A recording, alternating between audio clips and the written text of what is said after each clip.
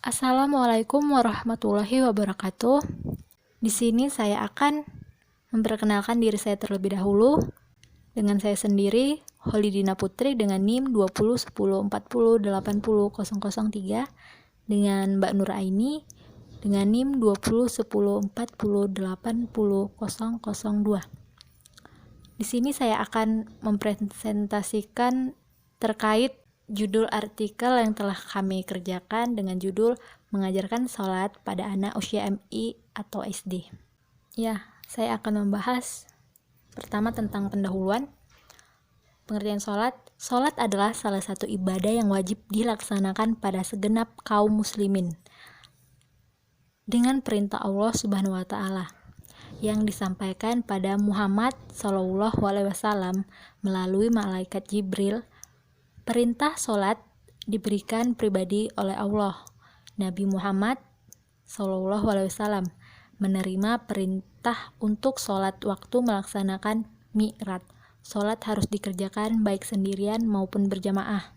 Sholat adalah media mendekatkan diri pada Allah dan sarana memohon apa yang dibutuhkan oleh insan dengan mensyukuri seluruh kasih sayang Allah Subhanahu wa Ta'ala.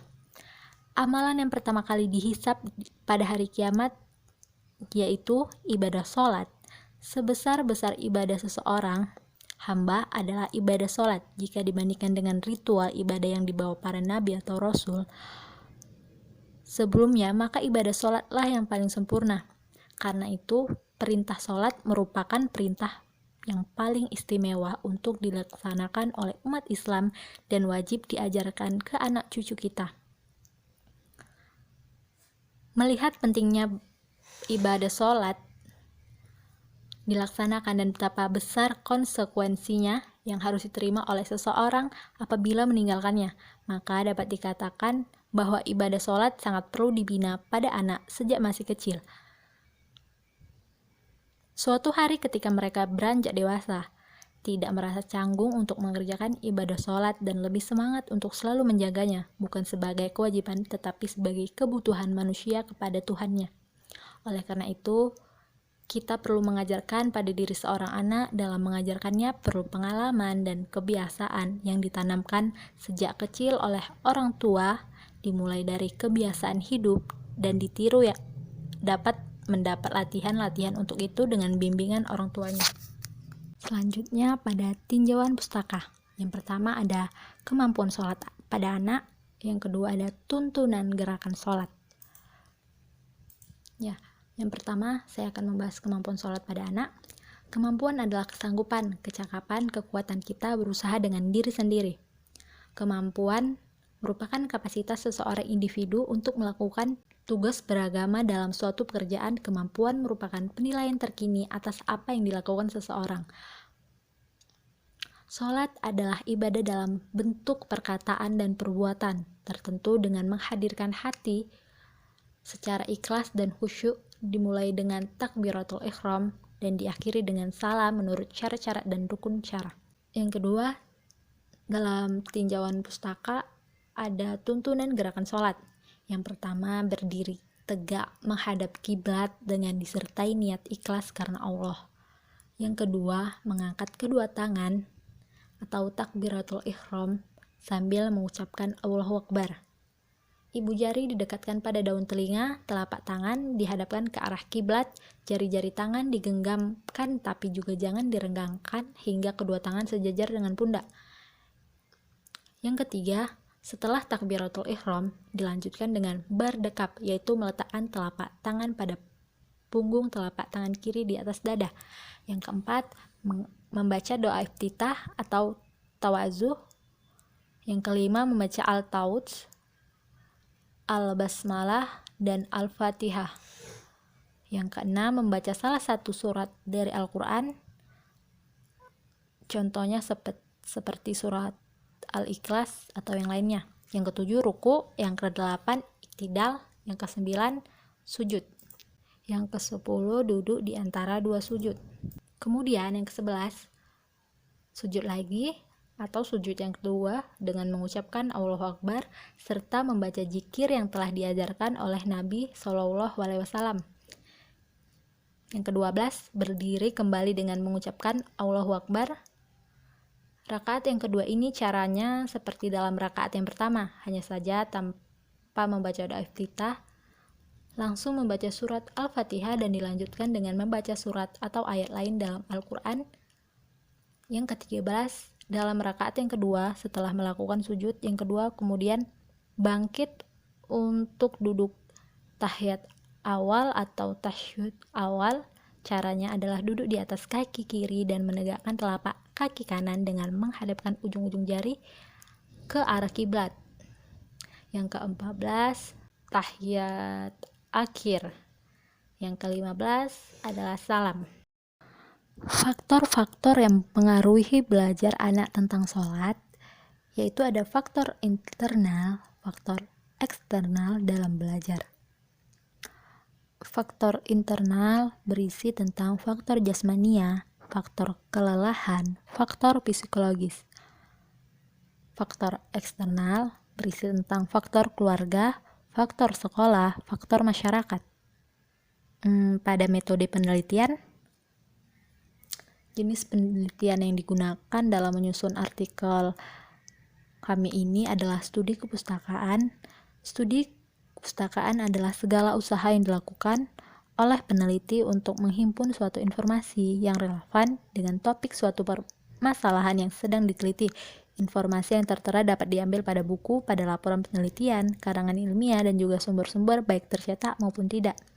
Data dan informasi mengenai objek yang berhubungan dengan penelitian ini yaitu situs mengenai jurnal-jurnal penelitian tentang kesejahteraan masyarakat dan berbagai situs lainnya yang dijadikan sebagai landasan dasar atau referensi untuk mempelajari berbagai teori dan praktek yang sedang kami teliti. Pada hasil pembahasan yaitu mencakup tentang menanamkan pendidikan kepada anak, perlu adanya metode yang tepat. Metode sangat mempengaruhi keberhasilan pembelajaran. Jika metode dalam pembelajarannya baik, maka siswa akan mudah memahami materi yang disampaikan.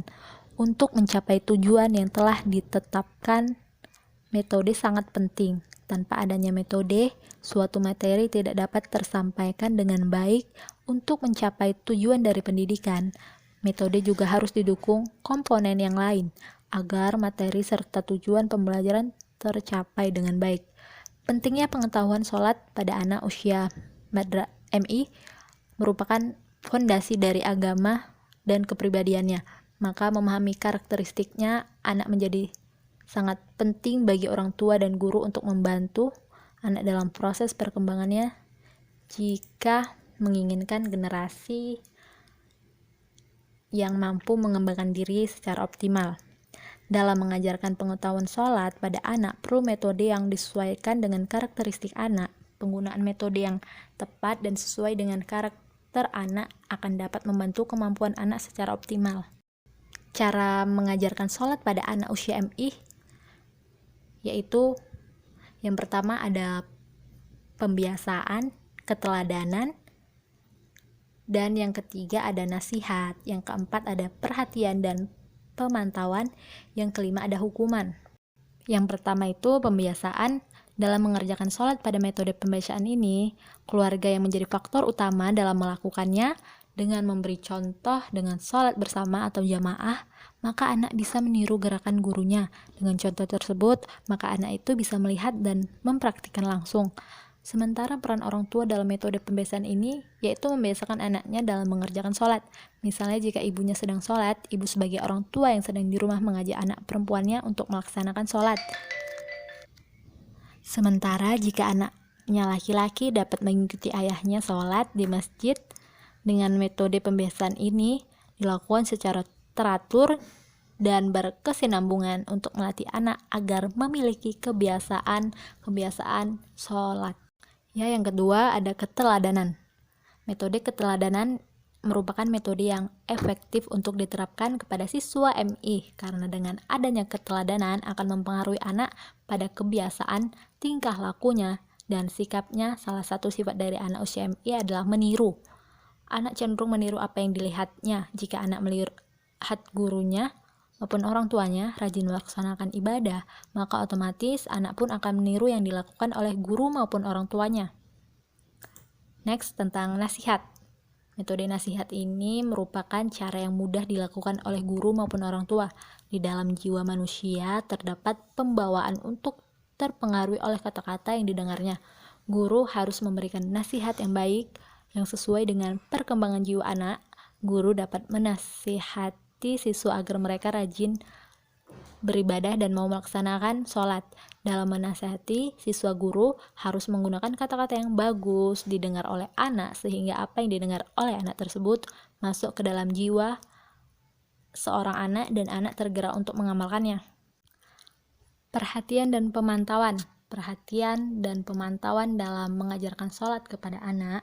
Di sini maksudnya adalah selama anak melakukan kegiatan atau aktivitasnya, kita sebagai orang tua harus memperhatikan dan memantau sejauh mana ia melakukan dan sejauh mana perkembangannya. Begitu pula dengan sholat, orang tua harus memberikannya perhatian dan memantau gerakan dan bacaan sholat anaknya, apakah sudah benar atau belum. Jika belum benar, guru atau orang tua dapat membenahinya dan mengajarkannya bagaimana yang tata cara sholat yang baik dan benar. Orang tua juga dapat membenarkannya dengan metode perhatian ini juga bisa berupa pujian dan penghargaan. Orang tua dapat memberikan pujian dan penghargaan kepada anak ketika sholat 5 waktu, baik berupa kata-kata pujian atau dengan memberikan hadiah kepada anak. Misalnya setelah anak mulai melaksanakan sholat, maka guru maupun orang tua mengatakan kata-kata seperti, "Wah, kamu hebat nak, sudah bisa melakukannya." Dari pujian tersebut, anak merasa diperhatikan dan dihargai usaha belajarnya menjalankan sholat. Next, hukuman. Hukuman sholat merupakan kewajiban bagi setiap muslim. Jika anak tidak ingin melaksanakan sholat, maka guru maupun orang tua dapat mengambil tindakan tegas. Ini bisa dilakukan dengan hukuman. Hukuman merupakan salah satu syariat yang termasuk juga salah satu cara yang berhasil, yang sesekali perlu dilakukan di dalam proses pendidikan. Namun hukuman di sini bukanlah memukul secara fisik, melainkan guru maupun orang tua menguatkan lagi nasihatnya.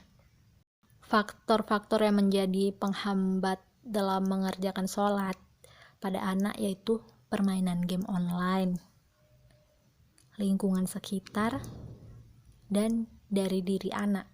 Kesimpulan dari presentasi artikel yang berjudul Mengajarkan Sholat pada Anak Usia MI adalah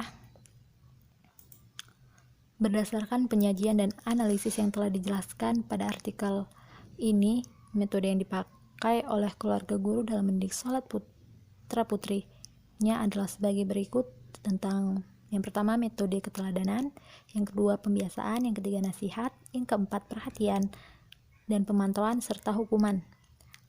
Ada beberapa faktor yang menjadi hambatan dalam mengerjakan sholat, yaitu tentang permainan game online yang menyita banyak waktu, yang kedua, lingkungan sekitar yang mempengaruhi hal-hal buruk sehingga membuat anak melupakan kewajiban mereka, yaitu menjalankan sholat.